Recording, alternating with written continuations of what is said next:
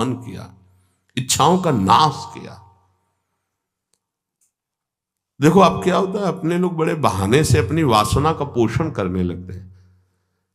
अमुक चीज तो बोले आज श्री जी की यही इच्छा है, हाँ ठीक मान लेंगे आपकी बात, भोग लगाइए और बांट दीजिए, पशु पक्षी सबको बांट दीजिए, आप उठाइए झोली जाइए, मधुकरी मांग के सूखी रोटी लाइए, तो पता चलेगा आप श्री जी की इच्छा का अनुमोदन करते हैं।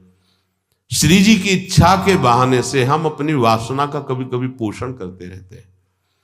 देखो गोविंद देव जी महाराज ने बाबा बलराम दास जी झाड़ू मंडल के जो थे उनसे यही कहा था कि हम तो, हमारा संपूर्ण जगत हम तो सब पाएंगे, लेकिन आप तो आप श्री जी के प्रसाद के बहाने इतना हलवा पूड़ी कचौड़ी पकौड़ी सब, वो तो उनका भोग लगेगा, महाराजा धीराज है हमारे, और रोज पाएंगे तो पेट बढ़ेगा, गैस बढ़ेगी, चर्बी बढ़ेगी, भावनाएं वैराग्य से रहित हो जाएंगी। बात मान लेना, भोग लगे सबको बांट दो, थोड़ा थोड़ा, भर पेट। अपने यहां जैसे जाते हैं साधक तेहरा से 100 250 जो भी रोटी मिलती है इकट्ठे मांग के लाते हैं, फिर पाते हैं, वही उदर भरो माधुकरी से, रूखे सूखे से भोग लगाओ, रोज भोग लगाओ और उसे बांट दो, इतना इतना अगर सो तो कोई, हम माधुकरी से अपना अगर, या प्रभु को जो प्रसाद भोग लगा है उसमें से सूखा और जो अच्छा अच्छा पदार्थ है वो और सबको, पशु पक्षी भी तो वृंदावन के संत हैं, बांट दिया। एक बार पंडित रामकृष्ण बाबा राधा रमन जी गए तो दोना भर करके सब मिठाई का प्रसाद, तो बाबा तो बहुत शासन करते थे, वे गोसाई जी महाराज हमको तुलसी दल और चरणामृत दीजिए, ये मिठाई महाराज पाते हैं औरों को बांट दीजिए, हमें तो तुलसी दल और चरणामृत दीजिए। बहुत सावधान, गुरुजन जो हमारे आचरण करते हैं हमको वैसा चलना पड़ेगा। बहुत कम समय में बहुत ऊंचाई पर चढ़ना है, कृपा है हमारे ऊपर, हम इनकी सावधानी रखें। जब सत्संग मिल रहा है तो बहुत बड़ी कृपा मिल रही। हमारी पहली सीढ़ी है परमार्थ की वाणी को एकदम संयम में रखें। दूसरी सीढ़ी, आप अपने पास उतना ही वस्तु रखें जितना प्रयोग करना है। अगर आप ज्यादा रखेंगे तो आपका मन चंचल होगा। कमरे में घुसने पर अगर कोई ज्यादा वस्तु हो तो तुम्हें बोझा लगनी चाहिए कि ये एक्स्ट्रा क्यों टंगी हुई है, ऐसा होना चाहिए। बिल्कुल साधारण जीवन, असाधारण चिंतन है, साधारण जीवन असाधारण चिंतन। कमरे में आप अगर चले जाएंगे जिस कुटिया में श्री जी इस शरीर को रख रहे हैं, राधा राधा राधा राधा राधा राधा राधा, ये जितने राधा नाम मिलते हैं ना सब दीवार, ये प्रसादी ये प्रसादी ये प्रसादी, ये ग्रंथ ये ग्रंथ, ये छवि बस, और आपको दूसरी वस्तु कमरे में नहीं मिली। जिधर डालो तो बस राधा राधा राधा राधा राधा।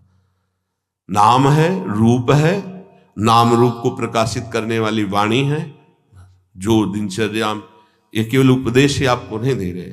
शरीर रोगी होने के कारण कुछ सुविधाओं को स्वीकार किया गया है, वो हमारा जीवन नहीं है, वो हमारा लक्ष्य नहीं है। जीवन में प्रतिग्रह लेना उतना जितना हमारे जीवन का यापन होना है, नहीं तो नष्ट हो जाओगे, पक्का समझ लो। अपने पास एक भी कपड़ा ऐसा ना होना चाहिए कि जो बाद में किसी के काम में आवे, बाद में यही आवे किसी जला दो तो अच्छा है, पक्का समझना। साधु का परिग्रह रहित जीवन होना चाहिए। आज ऐसी अवस्था नहीं रह गई कि हम विचरण करके जैसे पीछे आए हैं विचरण करें। साधुओं को घेर कर पशुओं की तरह मार डाला जाता है।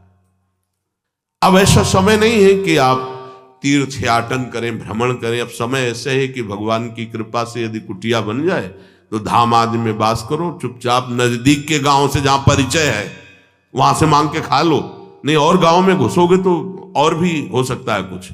समय कलयुग का बढ़ता ऐसा प्रभाव चला जा रहा है कि यार संत हैं, तुमको कोई संशय हो रहा है तो बंदी बना लीजिए और उसकी जानकारी कीजिए, क्या प्रसंग था, ऐसे पशुओं की तरह टूट पड़ना, संत का मतलब इस तरह से उपहास, इस तरह से अमर्यादित चेष्टा तो बहुत ही घातक चेष्टा है। तो आजकल ये समय नहीं रह गया कि आप जवान जवान साधु गांव गलियों में घूमे। हाँ, निर्धारित है, जैसे हमारे ब्रजमंडल के गांव हैं, ये जानते हैं, ये संत की मर्यादा को जानते हैं, इनके दरवाजे से मांग लो। अब समय नहीं रह गया, नहीं पशुओं की तरह घेर के मार डालते हैं, जान से मार डालते हैं। ऐसा तो बड़ा कठिन है, कोई भी ऐसे निंदनीय आचरण इस भेष का लेके कर सकते हैं, लेकिन बहुत अच्छे अच्छे भी महापुरुष हैं। तो परिग्रह रहित जीवन, पर अब धाम में इसकी जरूरत है कि आपके वास की व्यवस्था हो, आपका भोजन शरीर यापन के लिए हो, खूब भजन करके शरीर पूरा करो धाम में। अब ये समय नहीं रह गया कि आप बाहर भ्रमण करें। सच्ची कह रहे हैं, अपने लोगों ने जो जीवन, तो वो अब तो है ही नहीं वैसा जीवन, चलने लायक नहीं जीवन है। परिग्रह उतना ही रखो जितनी आवश्यकता। रोज का रोज ठाकुर जी व्यवस्था अपने जनों की करते हैं। आप अपनी चिंता न करेंगे, अपनी चिंता करेंगे तो ठाकुर जी निश्चिंत हो जाएंगे आपसे। और हम चाहते हैं कि वो निश्चिंत ना हो, हम निश्चिंत हो उनके भरोसे पर। निराशा, हमारे अंदर किसी से कोई आशा न रह जाए कि ये व्यक्ति भगत है, ये बहुत जहर है, प्रार्थना है, मान लेना। ये जो आज का सत्संग बिल्कुल अंतर की बात से हम कह रहे हैं, इसे समझ लीजिए, बहुत सुधरने की जरूरत है।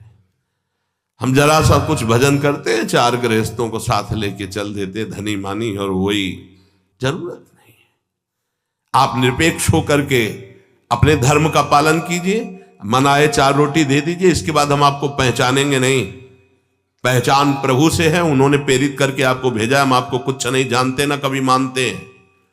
प्रभु आयो बस इतना ही जानते हैं, इतना ही कार्य आपके लिए था, प्रेरित किया और रखवा दिया, चलो। पीछे नहीं पड़ना, पीछे तो प्रभु के पड़ना है। लेकिन यहां उल्टा हो जाता है, प्रभु की तरफ पीठ हो जाती है, उनकी तरफ मुख हो जाता है। तो निराशा आशा ही परमम दुखम, नैराश्यम परमम सुखम। दोबारा इसलिए समझा रहे हैं कि साधना में बहुत जरूरी बात है।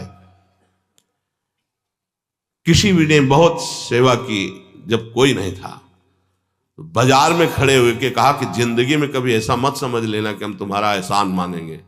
तो बहुत प्रेमी जन है, बाबा ऐसे बंद कर बात, बता कल क्या लाना है।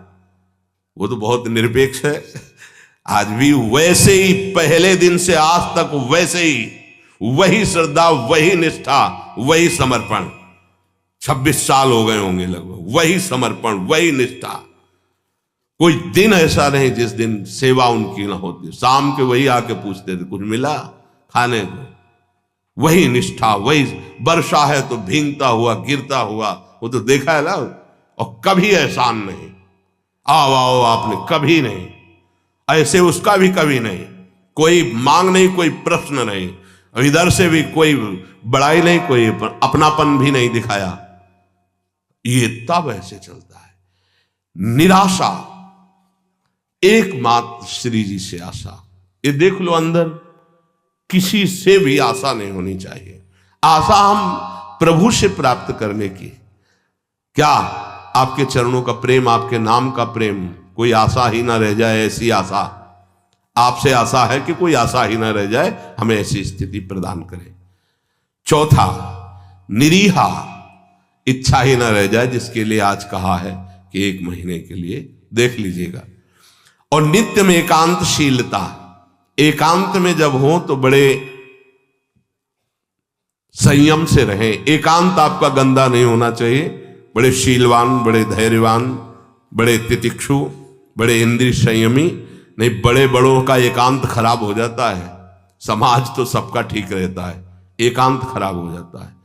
समाज में त्रुटि हो जाएगी तो निंदा होगी, ठीक हो जाओगे। एकांत में त्रुटि होगी तो तुम्हारा अध्यात्म नष्ट हो जाएगा अंदर का। एकांत स्थित इंद्रियो परमणे हेतुर्दमश्चेतसः। ऐ उपासक, एकांत सेवन में सावधान रहना, तुम्हारी इंद्रिया और मन तुम पे हावी होंगे, इसलिए इंद्रिय और मन का दमन कर देना, इंद्रिय और मन के गुलाम मत बन जाना। ये एकांत का है, ये जरूर सुधारो। एकांत में देख लीजिएगा, अय उपासक, एकांत में इंद्रिय और मन तुम पर शासन करेगा, तुम्हें गुलाम बनाने की चेष्टा करेगा। उस समय तुम अपनी इंद्रिय और मन का दमन करो।